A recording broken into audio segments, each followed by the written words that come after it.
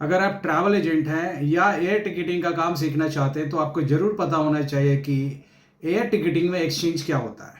Exchange का मतलब होता है कि जब कस्टमर को अपना डेट चेंज कराना होता है, किसी दूसरे फ्लाइट में जानी होती है, सेक्टर चेंज करना होता है, बुकिंग क्लास चेंज करनी होती है, तो एयरलाइंस हमें ये गाइड करती है कि आप पुराने टिकट पे डेट चेंज नहीं कर सकते हो, तो आपको नया टिकट इशू करके देना होगा। इसी प्रोसेस को एक्सचेंज बोला जाता है। मतलब ये हुआ कि पुराने टिकट की जगह आप नया टिकट बना करके आप दे रहे हो, तो इस पूरे प्रोसेस को एक्सचेंज बोलते हैं। अब ये एक्सचेंज दो तरीके का होता है। एक होता है फुल्ली अनयूटिलाइज टिकट। इसका मतलब यह है कि कस्टमर ने अपनी जर्नी स्टार्ट ही नहीं की।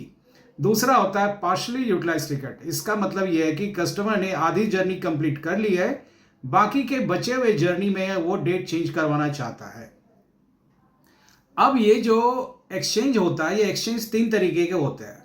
पहला एक्सचेंज होता है निल, मतलब कि पुराने टिकट का कॉस्ट और नए टिकट का कॉस्ट दोनों सेम टू सेम है और आपको कोई पेनल्टी नहीं देनी है।